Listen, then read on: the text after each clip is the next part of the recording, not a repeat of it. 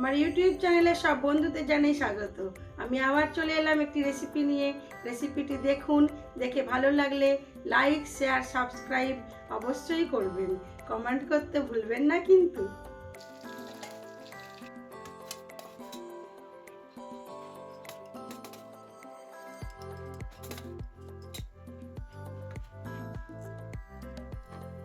আজ বানাবো ডিমের কোরমা।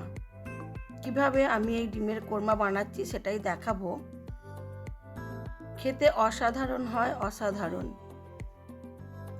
আর আজও হয়েছিল তাই। খুব বেশি কিছু লাগে না, কিন্তু খেতে সত্যিই অসাধারণ হয় এটি। কড়ার মধ্যে দিয়ে দিলাম বেশ কিছুটা পরিমাণ সাদা তেল আর অল্প একটু সর্ষের তেল।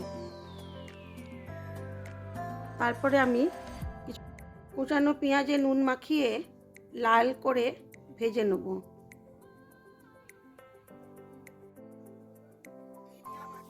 ভাজতে হবে একটু সময় নিয়ে, সুন্দর করে লাল করে ভেজে তুলে নিতে হবে।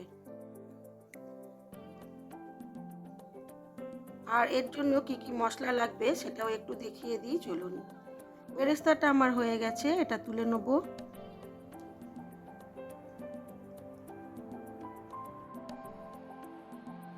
এদিকে আমার ডিমটাও সেদ্ধ হয়ে গেছে, ডিমটাকেও ছাড়িয়ে নেব। এই পেঁয়াজ ভাজার তেলের মধ্যে এইবারে আমি বেশ কিছুটা পরিমাণ পেঁয়াজ কুচানো, অল্প একটু রসুন, অল্প একটু আদা কুচিয়ে হালকা ভেজে নেব, নিয়ে সেটাকে সেদ্ধ করে নেব।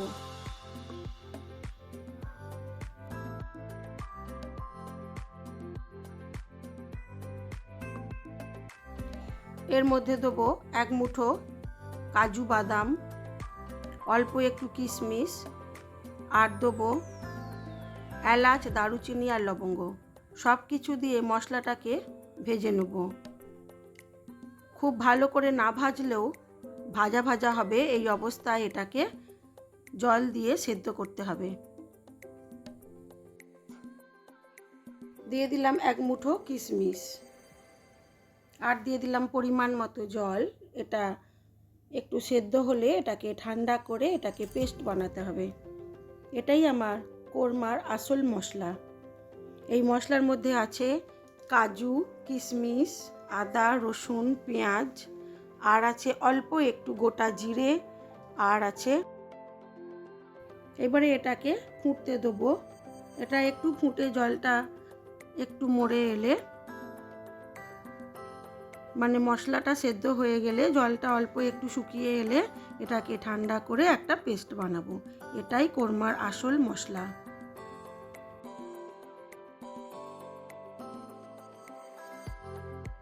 মশলাটা সেদ্ধ হতে হতে আমি ডিমের মধ্যে অল্প একটু নুন আর হলুদ গুঁড়ো খুব কম পরিমাণে মেখে রেখে দেবো বেশ কিছুক্ষণ।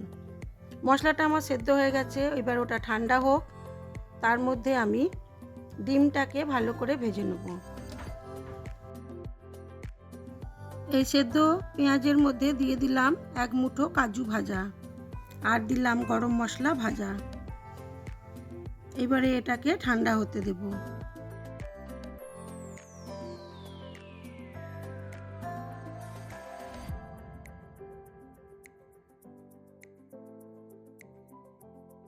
এবারে কড়ার মধ্যে সাদা তেল দিয়ে ওর মধ্যে দিয়ে দিলাম অল্প একটু নুন, আর দিলাম এক চিমটি হলুদ, নিয়ম রক্ষার জন্য। হলুদ না দিলেও হবে। এবারে দিয়ে দেবো সেদ্ধ ডিমগুলো। সেদ্ধ ডিমগুলোকে লাল করে ভেজে তুলে নেব। আপনারা চাইলে ডিমগুলো নাও ভাজতে পারেন, তবে ডিমগুলো ভাজলে ভালোই লাগে।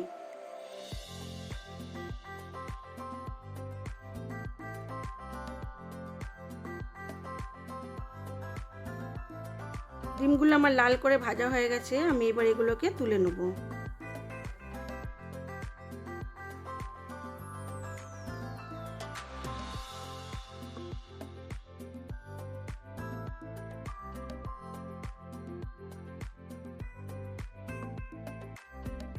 এবারে ওই তেলের মধ্যেই অল্প একটু ঘি দিয়ে দিলাম। তারপরে দুটো গোটা শুকনো লঙ্কা ভেজে তুলে নেব। আর ফোড়নে দেবো দুটো তেজপাতা। যেহেতু আমি গোটা গরম মশলা ভেজে নিয়ে আমি ওই সেদ্ধ মশলার সাথে বেটে নিয়েছিলাম, আপনারা চাইলে এই সময়ও ফোড়নের মধ্যে গোটা মশলাগুলো দিতে পারেন। যেহেতু আমি আর গুঁড়ো মশলা দেব না, সেই জন্য আমি মশলাটাকে বেটে নিয়েছিলাম।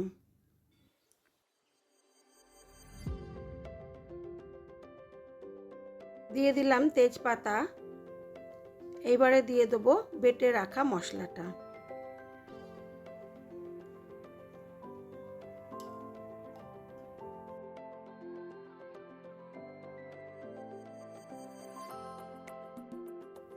আমি এই মশলাটার সাথে কিন্তু 3-4টে কাঁচা লঙ্কাও দিয়েছিলাম। ঝাল বলতে ওই 4টে কাঁচা লঙ্কাই, আপনারা আপনাদের পছন্দ মতো কাঁচা লঙ্কা ব্যবহার করবেন। শুকনো লঙ্কার গুঁড়ো না দেওয়াই ভালো, তাতে রঙটা ভালো আসে না।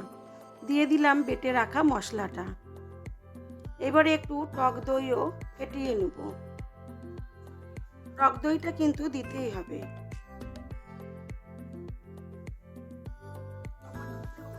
টমেটো দিলে রঙটা ভালো আসবে না, সেই জন্য আমি এতে টমেটো ব্যবহার করছি না। মশলাটাকে খুব ভালো করে কষাবো। মশলা আমার কষানোই আছে, তবুও যত বেশি মশলা কষানো হবে তত সেই তরকারির স্বাদ বেশি হবে।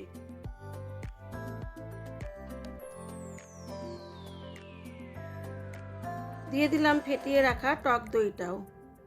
এবারে মশলা থেকে তেল ছেড়ে এলে দিয়ে দেবো অল্প একটু জল। প্রথমে আমি মশলা ধোয়া জলটাই দিলাম, তারপরে আরও একটু জল দেব, তবে খুব বেশি এটা পাতলা হবে না, এটা ঘন ঘনই হবে। যেহেতু ডিম দিয়ে একটু ফোটানো হবে, সেই জন্য আর একটু জল দেব। দিয়ে দিলাম একটু চিনি।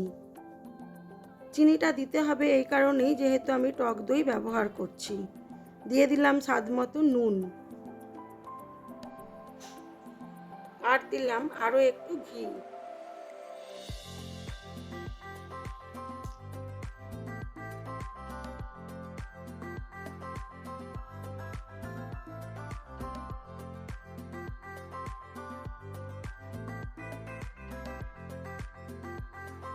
এবারে দিয়ে দেবো ভেজে রাখা ডিমগুলো।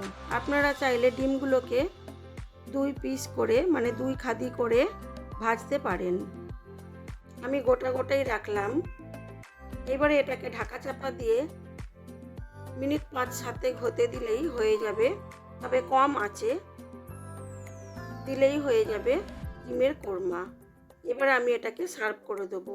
এটা সাদা ভাত, রুটি, লুচি, পরোটা সবের সাথেই খুব ভালো যায়। আমার আজকে ডিমের কোরমাটা কিন্তু খেতে অসাধারণ হয়েছিল। আপনারা যদি না করে থাকেন, অবশ্যই একবার এইভাবে ডিমের কোরমা বানিয়ে খেয়ে দেখবেন। এবারে আমি ওপর থেকে ছড়িয়ে দেব ভেজে রাখা পেঁয়াজ, আর ওই যে ভেজে রেখেছিলাম লঙ্কাটা, ওই লঙ্কা দুটো। ওই লঙ্কাগুলো দিয়ে ঢাকা চাপা দিয়ে একটু মিশিয়ে রাখবেন, তাহলে ওই বেরেস্তার স্বাদটা ডিমের গ্রেভির মধ্যে যাবে। আপনারা চাইলে এটা কড়ার মধ্যে দিয়েও একটু নাড়াচাড়া করে নিতে পারেন। আমি দেবার সময়, সার্ভ করার সময় ওটা মিশিয়ে দিয়েছিলাম। হয়ে গেছে আমার ডিমের কোরমা, খেতে অসাধারণ হয়েছিল। অবশ্যই একবার করে খেয়ে দেখবেন। এবারে দেখাই চলুন আমার আজকের লাঞ্চ মেনুতে কি ছিল। ছিল সাদা ভাত, পাতিলেবু, আলু ভাজা মোটা মোটা করে, আর ছিল শাক ভাজা, পালং শাক আর কলমি শাক মিশিয়ে ভাজা, আর ছিল ডিমের কোরমা, আর ছিল পাঁপড় ভাজা। আজ বেশি কিছু হয়নি, তবে ডাল সেদ্ধ ছিল, ওল ভাতে ছিল, ওগুলো আর তোলা হয়নি। আজ এই পর্যন্তই। সবাই ভালো থাকবেন, সুস্থ থাকবেন, নিজেদের খেয়াল রাখবেন। আর আমার ভিডিওটি কেমন লাগলো অবশ্যই কমেন্ট করে জানাবেন, লাইক শেয়ার করবেন। সবাই ভালো থাকবেন, সুস্থ থাকবেন, নিজেদের খেয়াল রাখবেন। আর ভিডিওটি যদি ভালো লেগে থাকে, নতুন বন্ধু হলে একটা সাবস্ক্রাইব করে দেবেন। আজ এই পর্যন্ত।